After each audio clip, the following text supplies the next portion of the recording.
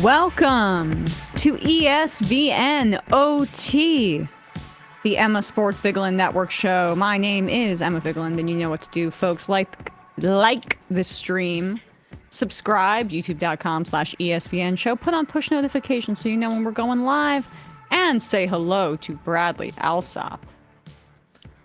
Like the stream, folks. Oh, rate us 5 stars on Apple, Spotify, all that good stuff. We're going live a little early today. I am going to meet my friend's baby. Oh. So I have to go and make it all the way out to Jersey in time before he falls asleep. So I'm going to meet him. Very excited about that. We're going a little bit so fun. Early. I know. It's going to be the best. My other friend had a baby too, and getting to just hang out with him.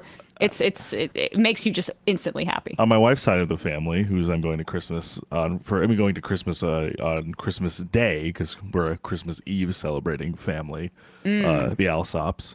My wife's family, there will be 9 children. Wow. 9. That'll be fun. Ranging from 8 to born about 3 weeks ago. Well, I mean, they care about Christmas still. I guess I used to love Christmas. I'm going to have to tell them all. We have to keep the Christ in Christmas. And Santa is white, everyone. To be honest, yeah. Not to be too depressing about it, but I just feel less excited to celebrate given the state of our world. Like, Jesus's birthplace is quite literally on fire. Potentially leveled. And people are committing genocide on top of it. I don't believe in God, but still, it doesn't feel that holy to me this time of year. But then you hear Mariah sing, and you're just like, all right. Well, I am a Celine Dion. These are the special times truther. Do you know that Christmas album? It is the GOAT. It's the greatest. Oh, I gotta get into that. And there's a few originals on there that are honestly pretty good as well. This might be a good project for the next few days. Yes, I was on the Benjamin Dixon show yesterday, or we recorded it, and he was asking me what a favorite Christmas tradition is of mine, and that is one of them. Listening to that album. So, all right, we are just going to do our locks here. It's the final one. You don't want to talk about... Oh. You don't want to talk about Capo getting traded, do you? No. Rangers are a dumpster fire. I mean, we could talk about Michael Penix starting. I know. Also, well, that's I guess another interesting thing. 1 touchdown pass and 9 interceptions in the last few games. I think that's probably time for a change. It's just I don't think you could put a price tag on that type of play. And he has a no trade clause. No one's going to trade for that dude. He wanted to be in Georgia, where his family is. Right. They are screwed, and this is because they were not working that hard and didn't know that they liked Michael Penix that much. They should have known that prior to free agency. I mean, I really will just not get over hearing it, Terry Fontenot and Raheem Morris be like, we're most likely not going to be back in this place. And I'm like, guys. Yeah. Like, at the end of the day, I still think that logic is incredibly flawed and incredibly warped. But if anything, probably for the best, they at least have a quarterback to play. Well, like, it worked out in the end. And who knows if they fell in love with Penix or if they saw Kirk throwing and they were like, oh, we just gave him so much money. This is maybe not going to work. Based on nothing. Right. So, like, Fontenot both didn't research Penix well. And this is prior to signing Raheem Morris, so I don't really put it on him. No, right? I think probably right. I'm sure it's more Fontenot and Arthur Blank more than Morris himself. You're supposed to be scouting college quarterbacks throughout the entire offseason, not just like seeing him at a workout in April and being like, oh wow, he might be pretty good. Let's give him $150 million or whatever it was. With all that said, I'm oddly rooting for the Falcons because I want Penix to succeed, even though. And I like Penix. I hope that, and I honestly, as you're saying too, I feel like if anything, it's almost like it's almost like the Deshaun Watson situation in a way where it's like financials aside, like what could you put out there that would be that much worse than how Kirk has played the last 4 or 5 games? But the difference is that with the Deshaun Watson thing, he would still be starting because Jimmy Haslam was forcing them to do that if he didn't bust open his Achilles. No, it was actually probably like from a reputational standpoint of actually a blessing that Deshaun Watson went out for the season. What reputation does that man have left? Let's be real. Not Haslam, I guess, for the Browns, maybe? Question mark. Yeah. So let's do our lock. Shall we? ESVN Stone Cold Lock of the Century. All week. Yeah, I was Boom. so pissed about the Texans and the Dolphins. Right. So last week, Bradley went 1-2. I went 2-1, and we sit here where I'm 24, 19, and 2. Bradley is 21, 23, and 1. And not a big gap. You could easily make that up, and it could possibly be, well, maybe not this week because we have so much in common, but next week. It is funny though that for our mutual pick, that one really went exactly as we thought it would with the Packers and the Seahawks. Totally. But another bad beat for me betting against the Bills. I should just stop doing that forever. Well, I mean, I almost picked the Lions against the Bears this week, but the injuries on defense are scaring. And I me. thought about Montgomery too. I was like, obviously Gibbs still there, but I just am more like the attrition is like remarkable on the Lions right now. They are playing through like so much. They just like it's a nearly unrecognizable team from the beginning of the season. They by far have the most players on the injury report. I think I saw something like in the 20s compared to the other teams. They're the most injured team in the league. So it's like, how much of that can they survive? I'm not necessarily Even against sure. the Bears. Right. But I went 2-1. The Commanders did not cover the 7.5 point spread. It looked like they could have until, Spencer Rattler came into the game in the second half. Weird game. But the Broncos did end up covering the 4-point spread against the Colts. After the Colts had a hot start, it just fell apart for them. Then the Packers covered against the Seahawks on Sunday Night Football, -2.5. Bradley also got that one. But the Dolphins did not cover in Houston, +3. The Detroit Lions also lost, so the 2.5 point spread for them. Buffalo covered, so Bradley went 1-2. And this week, we also have similarities. This is the time of year where we start to think like one another. We're going 2 similar picks, so this should be a quick episode. Denver Broncos on Thursday Night Football. I'm hesitant to pick Thursday Night Football, but I just was surprised to see this game essentially be a pick'em with the Chargers at home. The Broncos just look like the better team in every facet of the game right now. The Chargers, I know that they're going to be feeling motivated after getting blown out at home as well last week by the Tampa Bay Buccaneers. But I just think that there's fundamentally a little bit of a lack of talent on the offensive side of the ball, specifically at the receiver position. And the Denver Broncos just have been one of the best defenses all year. They've shown the ability to shut down really good offenses as well. And, Pat Surtain, he's struggling with a little bit of an ankle issue, but he did practice in full. And without Ladd McConkey taking over the game, I just feel like the Chargers don't have a ton of options on offense. And the other thing is, it's just like the run game has entirely stalled now that J.K. Dobbins went out of the game, and is on injured reserve. And when they can't play balanced football, they just don't have the receiving talent to be able to keep up. And so I just trust this Denver Broncos defensive unit. And I actually really do like the Chargers defense as well. But I trust both units more.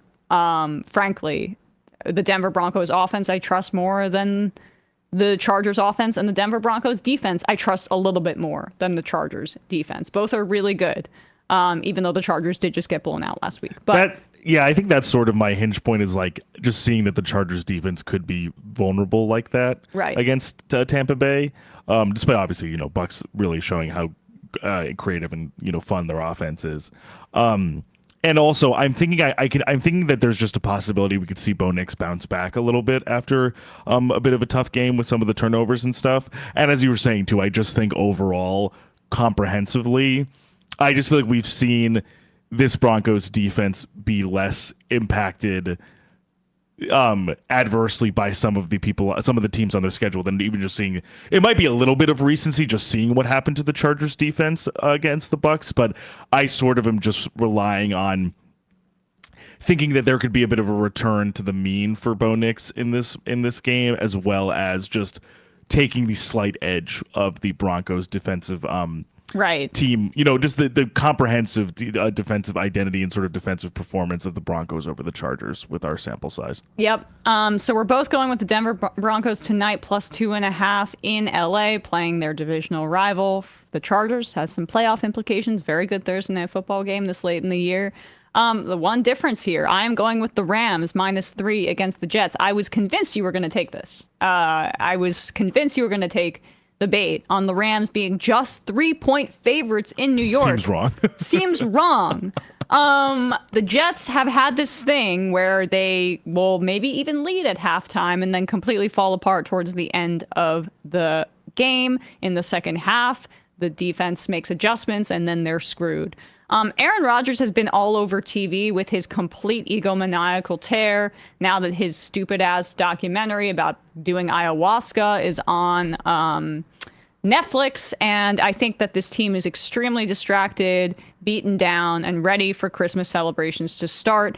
The Rams, when they're ready for Cancun. Oh yeah, the Rams have such a balanced offensive attack. The Jets' run defense has been poor, and when the Rams can get their run game going, I think Kyren Williams will have a really good day, and that opens up everything else for them. So I am going with the Rams in New York facing the Jets -3.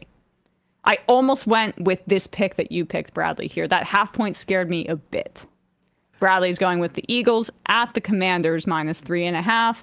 I do think that the Eagles win this game, though. I would be very shocked if the Commanders pull this off. The Eagles are playing like an absolutely complete, superstar team right now. Yeah, I think I think I feel like the flashes from the passing game were good enough for me to feel pretty convinced on the whole about the offense now, especially obviously with how good the running game has been all season, even if maybe it took a little bit of a backseat last week, just to see the fact that there could still be some of these connections made between Jalen Hurts and A.J. Brown, and also just the fact that they're getting a little bit healthier. Brown's back, Devontae Smith is back. The defense has been playing really well. I feel like just comprehensively, as I was, similarly, like, I just have a better attitude and better feeling toward this team in the division. And that's not too surprising based on how it's been basically for the second half Commanders unit, just because I feel like they had such an explosive first 8 or 9 games. And as we've discussed many a time that maybe this is the the capital K cliff that we have been anticipating. I think, unfortunately, not necessarily just the scheme, because the scheme I don't think has necessarily been the biggest issue. I just think that we've seen a little bit of some of the rookie / some of the latent tendencies from Jaden Daniels' college game emerge, where it's just sort of seeing him retreat to some of his instincts, his base instincts when the pocket breaks down. And the offensive line, I think, for a number of games really did overperform. Sam Cosmi's had a really good year, but Brandon Coleman, their left tackle or left guard, I don't remember which, he's a rookie drafted in the 3rd round. He's had a few missteps, and also, so I think when the pocket has collapsed a little bit, it sort of led Daniels to do what he does, as opposed to moving up in the pocket or climbing the pocket, to sort of retreat backwards and to look to one of the sides to try and to turn the corner and rush upfield. So it's a little. I think if he gets a little bit of pressure, which I think the Eagles certainly, with Jalen Carter, Melton Williams, can. I really do think that they can potentially complicate what he's comfortable with and make him retreat into those kind of irresponsible / kind of novice tendencies, which come with just being a rookie quarterback. Right. I still think he's really, really good. I just think with more tape on the books of him, I think some defenses are figuring out what does make him uncomfortable. And Vic Fangio can do that. And I also just think, on the other side of the ball, the Eagles' offensive line versus that Commanders' defensive line, which has overperformed this year, but is still not the most talented. Yes, exactly. Personnel-wise, just not nearly as many guys as the Eagles do. I think they steamroll them in the run game again. So I agree with you. You are going with the Eagles -3.5 in Washington. We are both going with the Minnesota Vikings -3 in Seattle. Now, I guess what scares me a little is that the Seahawks are on a losing streak and they're going to be desperate. But the Vikings are also really motivated to win this game, because especially just now that the division is really, I think, in wide sight. open. It could definitely be theirs. And I know they may be looking to the next week for the Lions, which I think they play next week, or the Packers. No, they already played the Packers. Let's see what their schedule is. I just want to make sure I'm not missing. They do play the Packers at yes. home. So that was in week 17. My one concern would be that they're looking ahead to that game, but they need this game to make that game meaningful. Right. And so I do think they're going to be a bit on a mission. I have no reason to doubt Kevin O'Connell's coaching abilities. And so I think with a banged up Geno Smith, even though he's been decent against pressure, that Brian Flores is going to have something cooking. And I just see the Vikings winning in Seattle. And do we have confirmation? They're just a better team. For sure. This is sort of how I felt with the Packers pick with Seattle last week. Similar rationale. But do we know if Geno is healthy? It seems that he's likely going to play, but I don't think he's going to be healthy. And that's the I mean, the Vikings have won 7 in a row, right. and the Seahawks have been, I guess they lost last week, so it's easy to pick against them. But I also just think that the Minnesota Vikings have multiple ways that they can win, and the Seahawks have more limited ways. It's a tough situation for Seattle also, just in the sense of if Geno is banged up. And we've obviously seen, too, like with Sam Howell running this offense, it's almost night and day. Like this, and especially with Kenneth Walker out as well, the offense kind of comes to a pretty screeching halt when Geno isn't the one marshaling it. And we've talked many times about still how much is put on Geno's plate to begin with. Mm-hmm. So if they're still needing him, while he's a little banged up, to be coming out of empty, take deep dropbacks to try and find, receivers way downfield. And if there's still, if pressure comes, because they are relying on a few reserves in the offensive line as well. It's a tough game plan. It's a tough formula, especially. It's a tough formula to begin with, which Geno, because he's just such a dazzling deep ball and is fun to watch and is I think a really great quarterback. He can handle it, but he was already having a lot on his plate. So to then have this while he's clearly under duress physically, I think could be a bit of a tough matchup, especially with, as you're saying, with Brian Flores. He could really throw some kind of funky stuff at him to get him off balance to begin with. For sure. So we're both going with the Broncos tonight in LA, facing their division rival, the Chargers, +2.5. I'm going with the Rams playing the Jets in New York, -3. Bradley is going with the Eagles, -3.5, facing the Commanders in Washington. And then we're both taking the Vikings, -3 in Seattle. We will see you in the new year, but we will have at least a post of our picks for the following week. But hey, thank you guys so much thank you everyone for watching our streams on YouTube, listening to us on our podcast platforms. We have over 15,000 subscribers on YouTube, with no effort at all, which just is really purely by way of you guys just deciding to do that. We don't even really not even that we don't beg. We barely even ask. Yeah. So thank you for that. We always have a fun time doing this. We love doing this. We love talking about sports. It's a little diversion from our usual every day talking about the news of the world. And we really appreciate you guys. And thank you, Emma. Thank you, Bradley. Thankful for you. Likewise. How about that? Thanksgiving passed, but hey. Yeah, we have a lot to be thankful for as we go into 2025. No expiration date for kind words. That's right. That is so true. All right. Anyway, I don't know what just happened. We will see you guys in the new year. Bye-bye.